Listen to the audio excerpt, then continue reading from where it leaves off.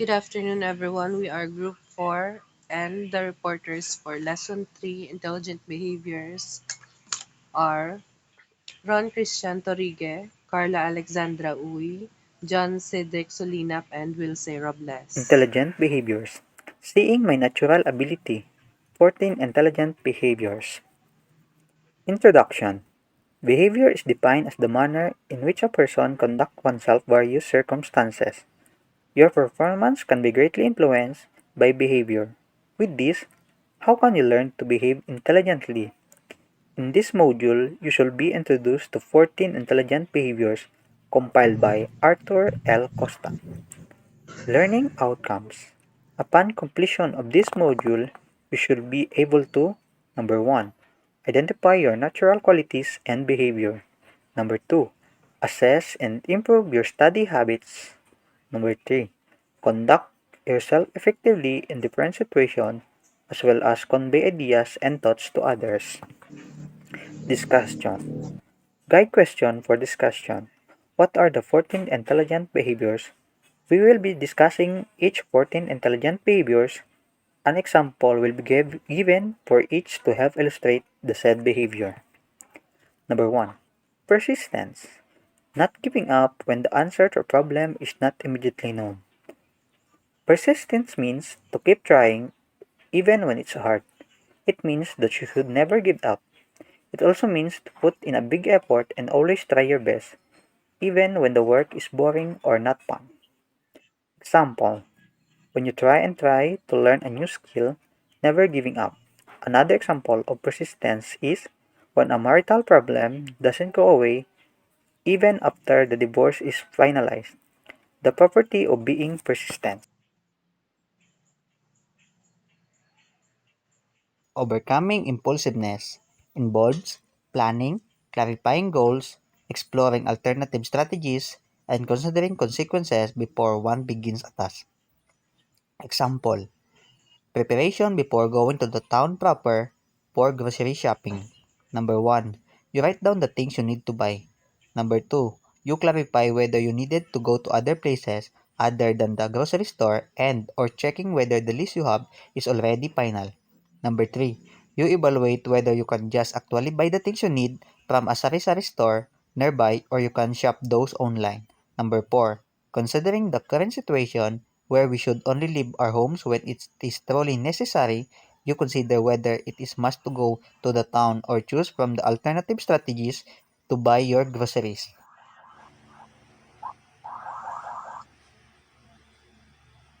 Another type of intelligent behavior is listening to others.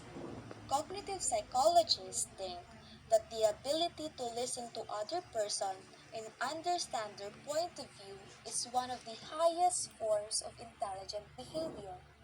This intelligent behavior highlights one's ability to be human, to care for others' point of view, not just one's own. Example, before agreeing on a theme for the upcoming event the club is organizing, you as the leader listen to all suggestions of the team. Next is flexibility in thinking. This one considers others' point of view rather than just jumping or running to the first thought that comes to mind. Example, you see that the car you've been wanting is on sale for a limited time only. Before you decided to buy it, you first checked your budget, evaluate whether this is a good investment or not, and check again whether you really need a car or you just want it. It's like weighing your needs and wants. Next is metacognition. Metacognition refers to thinking about thinking, the awareness of how one is thinking or the knowledge of what is going on in one's mind. Example, during a stressful day, you reflect on your own thoughts and feelings before doing something. Next, checking for accuracy and precision. This is not letting speed surpass the desire of craftsmanship. Painting, example, painting a portrait or making a song, take takes time. So, you check for accuracy and precision. Next is questioning and problem posing. This refers to asking questions and finding out problems for oneself. Example, asking the seller questions before committing on buying the product. Number 8, applying past knowledge to new situations. The act of calling upon one's store of knowledge and experience as a source of data, theories, or processes to solve each new challenge. Example, you've been hurt before, but when you tried riding a bicycle, now you use protective gear to protect you when you fall. Number 9, precision of language and thought. One uses descriptive terms to distinguish objects and provide criteria for value of judgment. Example, giving descriptive detail on the processes of the recipe you are sharing to avoid confusion. Number 10. Using all senses. The senses of feeling, seeing, hearing, or even tasting are utilized to solve a problem more effectively. Example, checking if the food you are preparing is ready. Number 11. Creativity. Applying ingenuity, originality, and insights. Example, using recyclable materials in making your vegetable garden.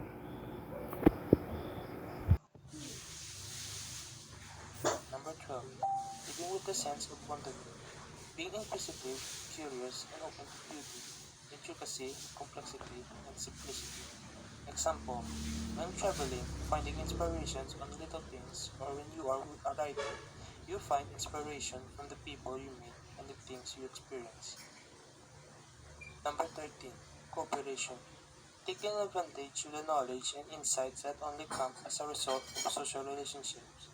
Example, brainstorming for the school back-to-school party with your fellow committee members to create a perfect team for the current school year. Number 14. Sense of humor. Refers to being able to look at situations, opportunities, problems, and relationships with nonchalance and fun. Example, finding the fun during a stressful finals week. Summary. Many of these intelligent behavior can help you. Which of the 14 qualities discussed characterize your behavior? Which do you need to start working on? Points to remember when you try to understand the 14 intelligent behaviors. Number 1. Use the intelligent behaviors to better yourself and help others. Number 2. Use these intelligent behaviors to enhance your study habits. Lesson 4, Emotional Self, Achieving My Emotional Competencies.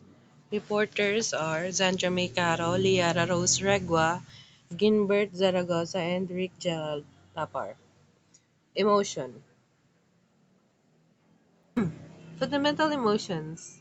According to Robert Pacheco's configuration of emotions, there are 8 fundamental emotions, and these are joy, trust, fear, surprise, sadness, disgust, anger, and anticipation. As seen on the wheel of emotions, these fundamental emotions are core emotions that can create other related emotions depending on its degree or intensity. So according to the wheel, if an emotion is either if an emotion depends on its degree and intensity changes based upon the fundamental emotions or co-emotions from Robert Pacheco's configuration of emotion. Next. Although conventions regarding the display of emotions differ from culture to culture, our ability to recognize and produce associated facial expressions appears to be universal. Research comparing facial expressions across different cultures has supported the theory that there are 7 universal emotions, and each are associated with a distinct facial expression.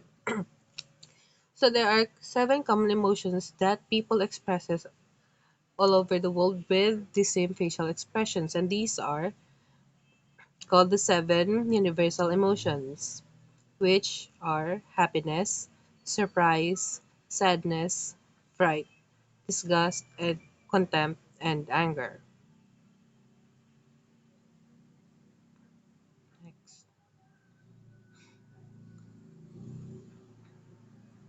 We need to recognize and experience different emotions for us to learn how to respond to situations. So, for us to cope up and respond to any situations, we need to experience that kind of emotions first for us to know how to address other people's emotions and as well as to know to manage our own emotions. Emotion management strategies. Smile to make yourself feel good. Find a mirror. Make it fun. If it doesn't feel right to start with, you will soon be laughing at yourself and feel better naturally. The muscles we use to smile will tell our brain we are happy. Do it at least for 10 seconds, 30 seconds. Paano ni siya makapulig light up sa ating mood? What does a smile do to you? A smile spurs a powerful chemical reaction in the brain that can make you feel happier. Your brain releases tiny molecules to help you fight off stress. In short, a smile could help you improve your mood. Can a fake smile also improve your mood? According to a study, even a fake smile can have a positive impact on mood. So, bisan fake lang na, it can positively affect your mood. Second, smile to make others feel good. Smiling helps you feel positive and also spreads positivity to the people around you. So, syempre, when someone smiles at you, you feel good vibes from them man, right? And vice versa. How does smiling make others feel good? The very act of seeing another person smile triggers an automatic muscular response that produces a smile on our face. In other words, smiling is considered contagious. Third, get up and move. When people get up and move even a little, they tend to be happier than when they are still. So when so when you exercise, chemicals in your brain are increasing. Chemicals that are associated with feeling happy, feeling confident, feeling capable, feeling less anxiety and stress, and even less physical pain. Check fourth, check in with your body. What is check in with your body means? It is a secret tool for self-awareness. But what does it really mean? Checking in with yourself means carving out time each day to ask yourself how you are doing. So, gahatag ka time sa self mo para mag-think. You can sort out your emotions, assess your physical and emotional needs, make an intentional plan on how to address these needs. Basically, the body check-in is simply a way of tuning in to what's going on inside you. It can help you get clear on what you want and need and nudge you towards your best next step. Number 5. Physically remove the tension. If you feel tense in the arms, shake your arms. If you feel tight in your chest, stretch and expand or breathe deeply. For example, the things that makes you feel like having an emotional disturbance in yourself, you can undo it by doing something physical things to loosen your mentality. For example, in this example, if you feel tension in your arms, you just have to shake your arms. Next is breathe. Take 6 deep diaphragmatic breaths. Our body cannot sustain anger through deep breathing. Let lower lungs have that oxygen to pass around your body and brain. This will calm you and flood you with oxygen. You may feel tingly. Do it for at least 60 seconds. Now, in this emotion management strategies, number 6, breathe. It's like breathing, but you do breathing by taking deep breath through your diaphragm, which is located below lungs, As you take a deep breath, you will feel something like you're you're taking a deep mental issues within yourself and trying to breathe it out. That's what breathing on this emotional management strategies means. Next is talking to someone. Talk to someone. Express your feelings to begin to resolve the situation. Vent to a friend or colleague rather than suppress emotions, because suppressing emotions may lead to anxiety, depression, and anything that comes along with it. And in the worst case scenario, it may lead to death. Next is you can also see a therapist for you to express your emotions to. Well, seeing a therapist is also like confession church, except you pay for money, but it will yield some good results. Make sure that the person you share your feelings to are also ready and available to listen. Yes, because every time you just vent your anger on someone that is not ready, it may lead to a fight or rather a misunderstanding through things that you are talking about within the certain person you are talking to. Next is disengage and re-engage emotions. Park a challenge emotion to deal with later. Yes, it means taking time to pause challenging emotions, and you may deal it once you are ready later on, rather than just avoid it. Yes, it's better to confront your problems of emotions rather than just leaving it to something like fate or whatever. Acknowledge and accept the feelings whenever you are ready, and use your experience and emotional intelligence with dealing with these emotions. Just like being a student, you have to analyze the problems that is being given to you. Yeah, you have to understand what the problem is and try to resolve the problem by analyzing what it is. And that's disengage and re-engage emotions. Thank you.